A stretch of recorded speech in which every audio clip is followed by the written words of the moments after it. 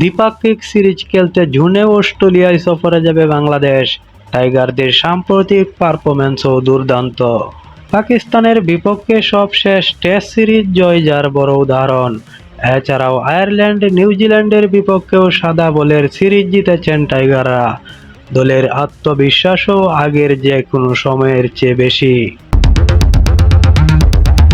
Australia সফরের আগে নিজেদের প্রস্তুতি নিয়েও সন্তুষ্ট দলের ব্যাটিং কোচ মোহাম্মদ আশরাফুল। বলেন, আমরা যেভাবে গত 3টা সিরিজ খেলেছি, আমি বিশ্বাস করি যে আমাদের খেলোয়াড়রা যদি তাদের সেরা ক্রিকেট খেলে, 3টা বিভাগেই ভালো করে অস্ট্রেলিয়ার সাথে ম্যাচ ধরে ধরে চিন্তা করে আমরা সিরিজ জিততে পারবো ইনশাআল্লাহ। যদিও অস্ট্রেলিয়ার সঙ্গে সিরিজ সহজ হবে না, সেটা মানেন আশরাফুল। 2005 সালে স্বাগতিক ইংল্যান্ড ও অস্ট্রেলিয়ার সঙ্গে ত্রিদেশীয় সিরিজে অজিদের হারানোর স্মৃতি এখনও তাজা এই সাবেক ক্রিকেটারের। সেই সিরিজে অধিনায়ক ছিলেন মোহাম্মদ আশরাফুল। ঐতিহাসিক সেই সিরিজের কথা তুলে গতকাল সংবাদ মাধ্যমকে মোহাম্মদ আশরাফুল বলেন, অস্ট্রেলিয়ার সঙ্গে সিরিজ অবশ্য কঠিন হবে। আমরা 2005 সালে কার্ডিফে জিতেছিলাম, এরপরে আসলে আর কখনোই জেতা হয়নি। যদিও এত বেশি ম্যাচ খেলেনি, অল্প ম্যাচ খেলেছি, কিন্তু আর জেতা হয়নি।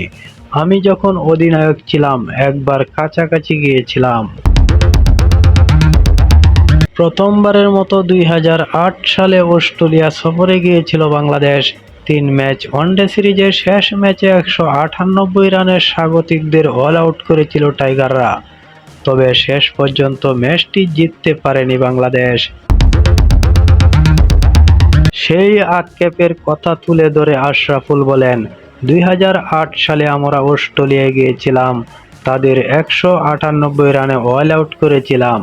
ওই ম্যাচটা তামিম অর্ধশতক করেছিল, সাকিবও ভালো করে, কিন্তু জিততে পারেনি। ওই একটা ম্যাচেই মনে হয় আমরা খুব কাছাকাছি গিয়েছিলাম, যেটা আমাদের জিতার মতো ছিল। দলের বর্তমান অবস্থা নিয়ে তিনি বলেন, আমি 6 মাস হয়েছে ঢুকেছি বাংলাদেশ দলে। আমাদের টেস্ট দলটা কিন্তু সবচেয়ে অভিজ্ঞ একটা দল। আপনি যদি দেখেন, আমাদের প্রায় 4-5 জন খেলোয়াড় আছেন যারা 50-এর বেশি টেস্ট ম্যাচ খেলেছেন। মুশফিক তার 100তম টেস্ট খেলেছেন। মমিনুল 78টি ম্যাচ খেলেছেন।